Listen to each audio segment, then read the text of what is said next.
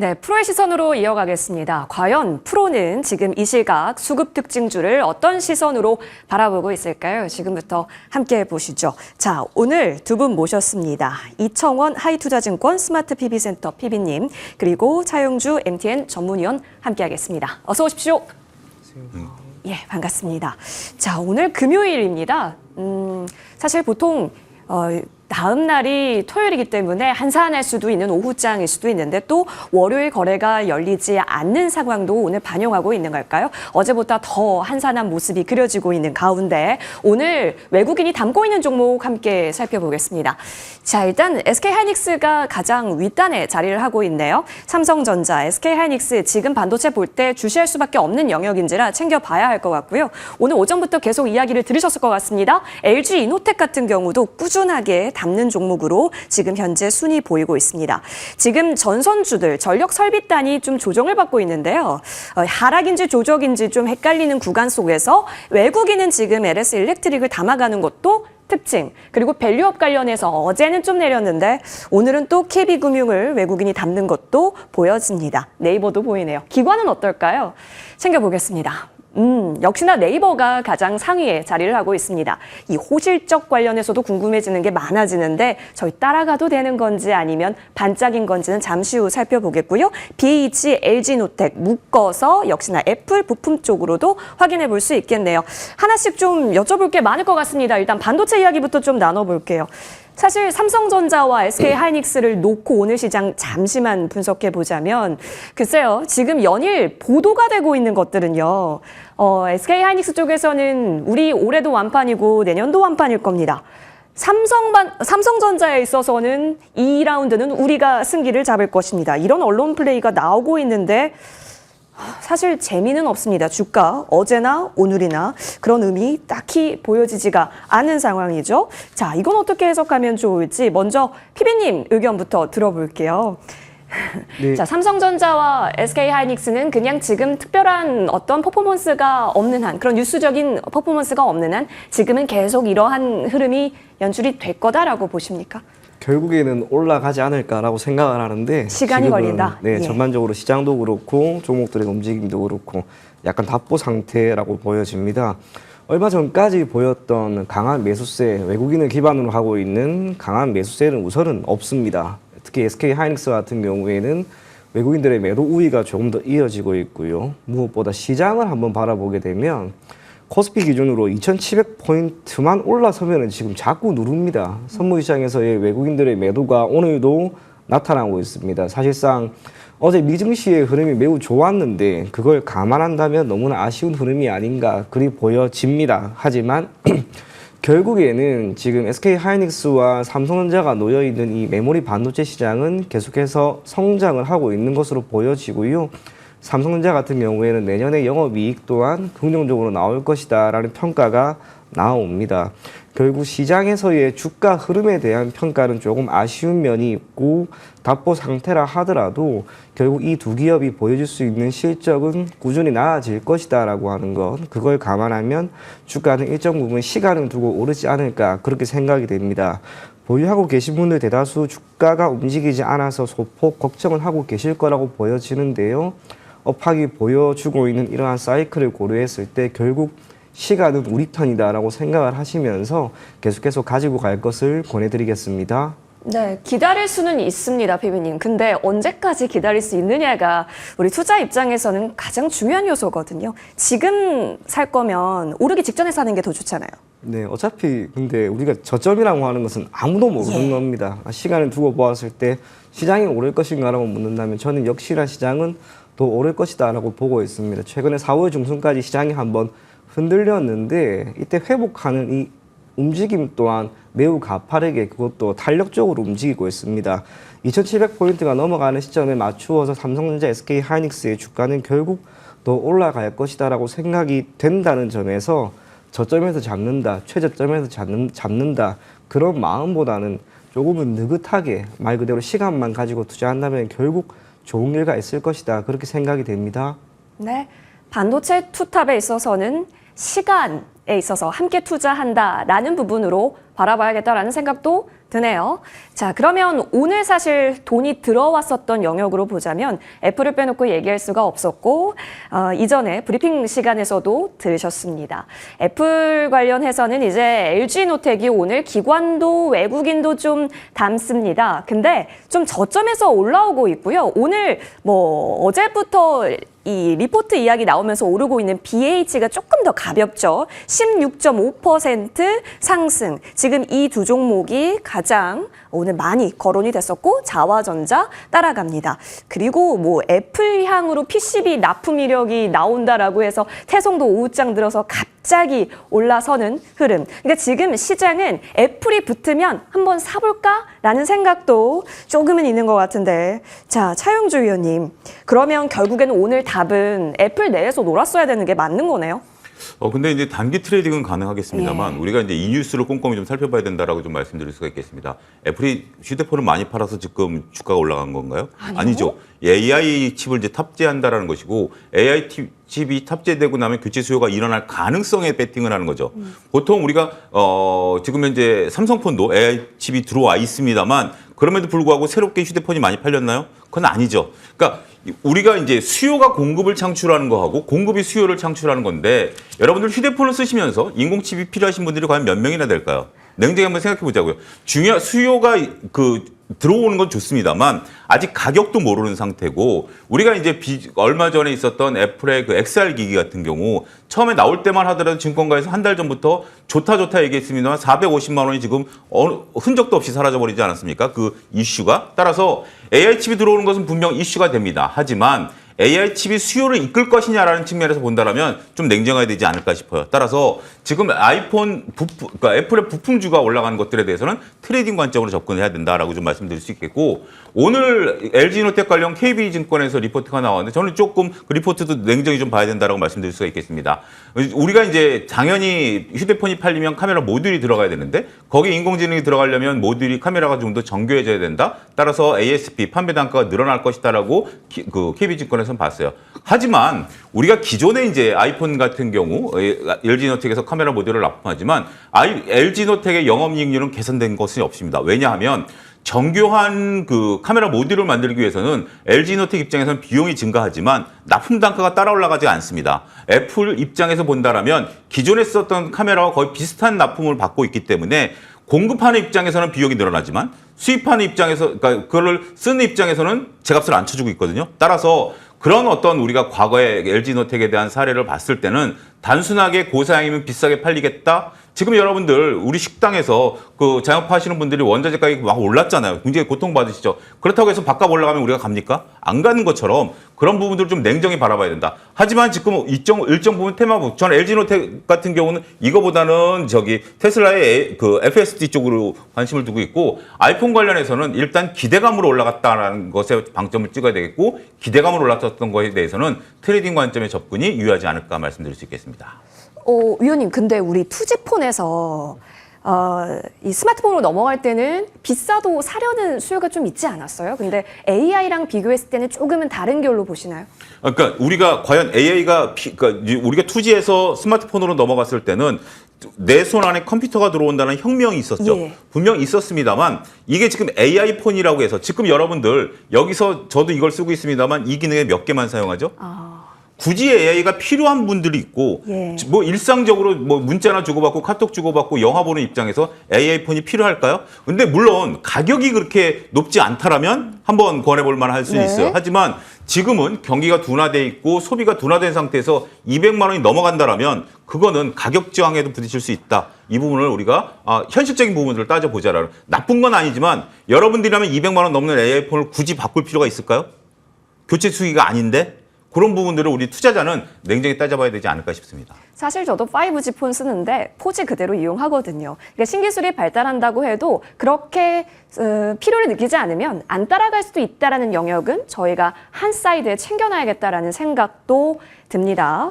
자, 그러면 관련해서 지금 반도체 쪽이 이렇게 대형주가시면 다른 쪽 뭐가 있을까요? 뭐 온디바이스, CXL, HBM 지금 다 박스다라고 지금 시간이 좀 그려지는데 사실 오늘 제주 반도체가 고개를 들더라고요. 그래서 갈 때 됐지라는 생각했었거든요. 근데 온디바이스 AI 관련주 중에서 지금 제주 반도체 쭉 올랐다가 4.47%로 지금 내려온 상황. 오히려 아까 말씀드렸었던 그 PCB 애플량 있는 태성이 조금 더 호가가 붙은 모습입니다. 자, 그러면 PB님 아직은 대형 반도체주가 답보 상태면 그 아래서 우리가 좀 살펴볼 수 있는 그런 섹터 순환 지금도 아직은 때가 아니다라고 보실까요? 개인적으로 오늘 움직임 보면서 아직은 조금 아니지 않을까라는 생각을 참 많이 했습니다. 앞서 이야기한 제주 반도체가 장중에 거의 10% 정도가 올라갔습니다. 동사는 물론이고 이 온디바이스 AI 관련된 기업들의 주가가 전반적으로 괜찮긴 괜찮지만 지난 1월경에 보였던 고점 대비 주가는 지금 많이 밀려 있는 거죠. 기간 조정이 꽤나 길어지고 있습니다. 특히 오늘처럼 이렇게 반등이 나오는 시점은 불벽의 추세를 하나 만들고 가야 하는데 지금 그러지는 못하고 또 밀립니다. 이게 의미하는 건 예전에 주가가 그렇게 가파르게 오를 때 매수를 했던 분들이 주가가 모처럼 올라가니까 매도 물량을 많이 보인다라고 하는 것으로 저는 보여집니다. 물론 중기나 장기적으로는 반도체와 관련된 부분은 저는 모두 다 괜찮지 않을까 그리 생각을 하고 있습니다. 연초부터 이야기가 나왔던 온디바이스, HBM, CXL, 디자인하우스 사실상 조금은 생소한 단어들이었는데 연초부터 이제 이야기가 나오고 관련된 기업들의 주가도 반응을 하고요. 실적 전망도 조금씩 나아질 거라고 봅니다. 그렇다면 중기나 장기적인 관점에서는 역시나 주가는 오를 수 있을 것이다라고 보여집니다. 그럼에도 불구하고 주가가 모처럼 이렇게 튀어 올랐을 때 그 흐름을 이어가지 못하고 눌려버린다라고 하는 점에서 주가의 흐름에 대한 기대감은 조금은 더 멀리 조금 더 뒤로 미루고요. 기간 조정이 완전히 끝나는 시점에 맞추어서 거래량이 크게 실리고 조금 더 큰 장대 양봉이 나오는 시점까지는 기다려봐야 하지 않을까 그리 생각이 됩니다. 네, 사실 궁금했어요. 제주 반도체 이 정도 상승, 이 정도 거래량으로 온디바이스 AI 고개 든다라고 정의 내릴 수 있을까 궁금했는데 답 주셨습니다. 어느 정도의 조정 기간이 조금은 필요할 수가 있고 그럼 언제 고개 제대로 드는 거예요? 라고 했을 때는 그때의 수급 조금 더 예의주시하셔야겠습니다. 자, 사실 온디바이스 AI가 진짜 가는 거면 NPU가 더 필요로 하지 않을까? 그러면 디자인 하우스가 좀 더 필요로 하지 않을까?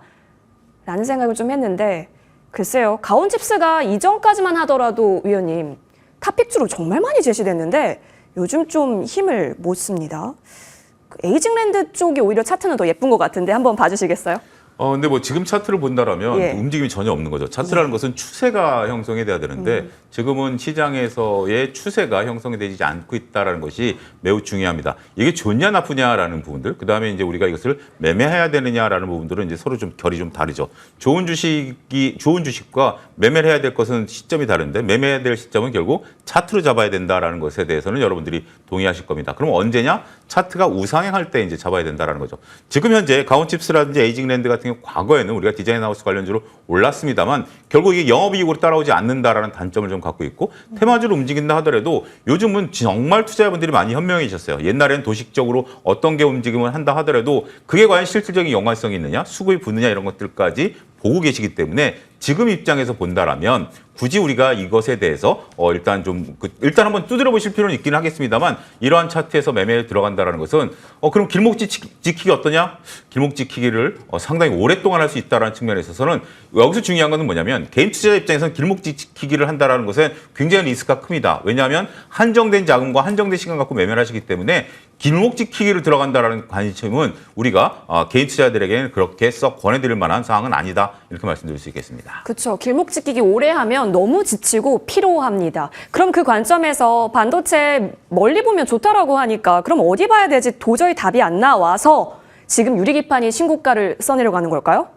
근데 유리기판, 우리가 이제 여러분들이 반도체에 있어서 산업의 사이클을 잘 보셔야 될 것 같아요. 지금 이제 하이닉스와 삼성전자가 다른 길을 걷고 있는 이유 중에 하나가 하이닉스는 HBM에 대한 트리거가 있는 거고요. 삼성전자는 레거시 반도체에 대한 트리거가 있는 거죠. 물론 내년에 하반기 때 올 하반기 내년 초에 삼성전자가 HBM에 대한 트리거가 있는 건데 지금 팔리는 건 뭐다? 인공지능과 관련된 겁니다. 네. 근데 이제 인공지능을 하기 위해서는 우리가 이제 저전력이 들어가야 되고 여기서 다양한 어떤 고사양이 들어가기 위해서는 유리기판이 필요하다라는 거죠. 근데 유리기판이 지금 개발돼 있나요? 아니죠. 유리기판과 실리콘을 같이 쓰고 있습니다만 이거는 미래 먹거예요. 그러니까 지금 당장 여러분들이 집중해야 될 것은 HBM GPU와 관련된 부분들이고요. 그다음에 미래 나올 것은 분명 제가 하이닉스를 말씀드릴 때 언제까지라고 말씀드렸죠? 올 여름까지라고 말씀드렸죠. 물론 하이닉스는 그 뒤로도 계속 매출이 일어날 겁니다. 하지만 마이크론이라든지 다양한 경쟁업체들이 들어올 거고요. 그 순서대로 보셔야 돼요. 유리기판은 언제? 내년 정도에 이제 양산될 가능성이 있다라고 보는 거고 저전력. 그다음에 여기 따라가는 게 뭐다? 전력 설비 이런 것들이 지금 따라가는 거고 나머지 지금 있는 것들은 트레이딩 관점에서 이제 순환매가 작은 소테마로 순환매가 도는 것이지 핵심은 아니다라는 부분들을 그러니까 줄기와 격가지를 잘 구분하시는 매매 전략이 필요하지 않을까 싶습니다. 위원님 그럼 정말 짧게 그래도 반도체 본다면 여기다라고 했을 때 혹시 있을까요? 하이닉스 지금도 모아 가셔야죠. 이거 지금 여러분들 이런 차트에서 지금 이제 우리가 반도체 여러분들이 가끔은 이렇게 보셔야 돼. 헷갈릴 때는 혼동이 될 때는 어떤 하나의 섹터나 종목에 대해서 호재와 악재를 한번 적어 보십시오.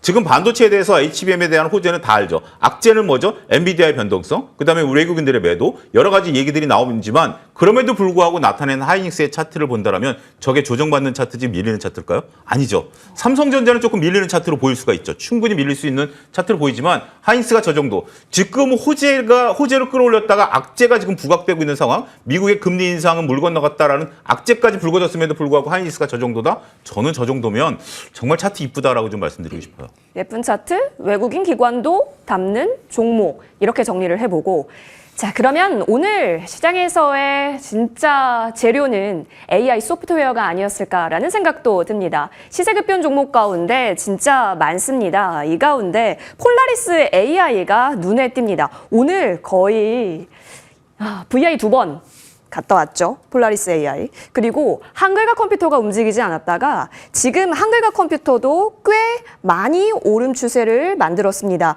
8.5% 가깝게 상승입니다. 지금 인공지능 관련주 보이고 있는데요. 여기 있네요. 한글과 컴퓨터. 폴라리스 AI는 계속해서 가장 큰 폭의 상승을 지키고요. 따라가는 게 플리토와 이스트소프트 등등 보여줍니다. 결국에는 이쪽이 조금 더 가볍다라는 성질을 갖는다는 것도 하나의 매매할 때 있어서의 장점은 될 수 있을 것 같은데 이청원 PB님. 네. 연속성이 궁금한 거죠, 이제.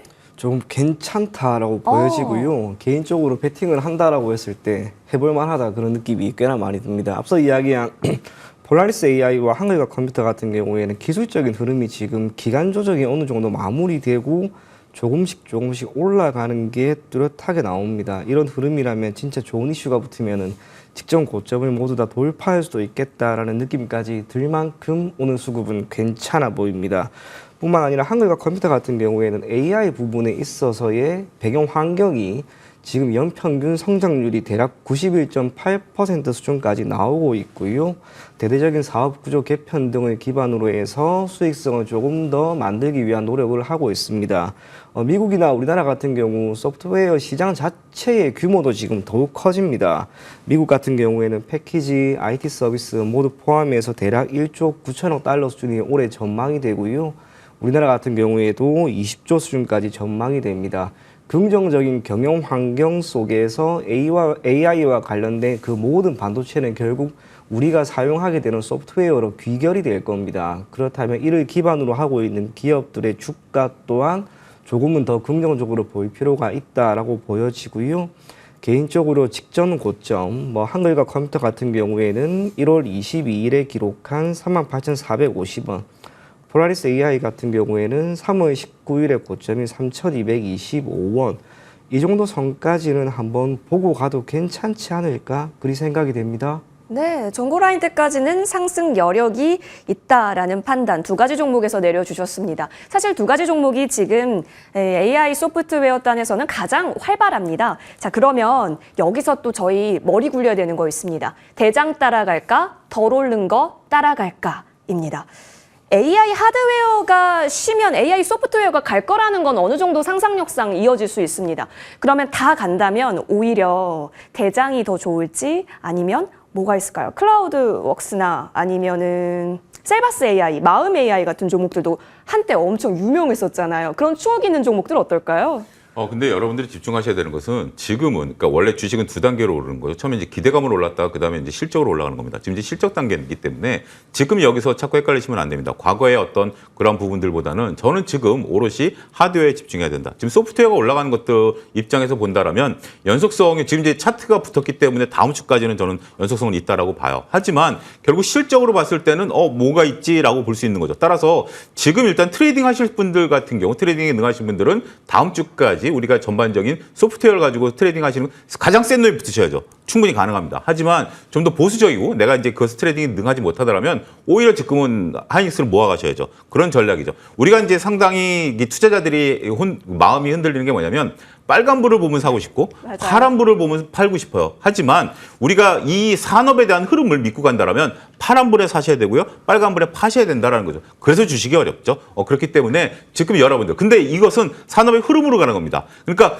내가 지금 매매하려고 하는 종목이 이게 이익을 보고 산업의 흐름으로 가느냐 아니면 하나의 지금 어떤 인기를 가지고 테마로 가느냐 이걸만 구분하실 수 있다라면 여러분들이 훌륭한 전략을 세우실 수 있지 않을까 말씀드릴 수 있겠습니다. 처음 오를 땐 기대감, 두 번째는 결국에는 실적이 나오는 쪽에서 저희가 좁혀가야 한다라는 점, 그리고 소프트웨어다는 하드웨어가 어느 정도 수준까지 완전히 시장에 잠식했을 때 그때 열어볼 수 있기 때문에 현재 시장 수급은 트레이딩 관점으로 다음 주까지는 열어보는 것으로 정리해 보겠습니다. 자, 그러면 실적 얘기가 나왔으니까 오늘 네카오 얘기를 안 해볼 수가 없을 것 같아서요. 우리 이청원 PD님과 네이버 얘기 좀 해볼게요. 사실 오늘 프로그램 매수 1위도 네이버고요. 기관 순매수 상위에도 네이버가 있고요. 외국인도 남습니다. 그러니까 지금 주식시장 아직 실적을 너무너무 좋아하는 것 같은데 사실 네이버는 갖고 계셨다가 탈출하는 종목이 돼버린 건지 아니면 지금 신규로 들어가도 된다라는 의미인 건지 너무 헷갈리는 종목이에요. 제 개인적으로는 탈출을 할 필요가 있지 탈출. 않을까 예. 그리 보여집니다. 네이버가 1분기 기준으로 실적이 괜찮았습니다. 컨센도 상회에 있고요. 최근에는 목표 주가가 26만 원까지 제시된 그런 리포트도 나오고 있습니다. 그런데 이 주가라고 하는 게 참 조금 올라갔을 때 매도 물량이 그 이전에 주가가 크게 올랐던 몇몇 기업들 그리고 그때 매수하신 분들에 의해서 매도세가 너무 많이 나옵니다. 특히 네이버 같은 경우에도 지난 1월에 고점을 찍은 이후로 계속해서 밀리는데요. 시장도 연초부터 괜찮았는데 네이버의 주가는 못 갔습니다. 이제 실적이 나왔으면 턴을 해야 되는데 오늘 주가 흐름도 사실상 미미합니다. 단순하게 앞으로 실적이 나아질 것이기 때문에 주가는 오른다. 그런 단순한 공식은 모두 다 적용이 되지가 않는다라고 하는 것을 감안하면요. 오늘 조금 올라왔을 때 우선은 약간이라도 수익권에 있는 분들은 우선은 정리를 하고 조금 더 탄력적으로 움직일 수 있는 섹터 혹은 종목 위주로 공략할 것을 권해드리겠습니다. 네. 신규 매수보다는 일단 보유하신 분들에 있어서는 비중 조절의 구간으로서 네이버는 챙겨보겠습니다. 프로의 시선 여기까지 함께하겠습니다. 하이투자증권 이청원 PB, 차용주 MTN 전문위원 함께했습니다. 두 분 말씀 고맙습니다.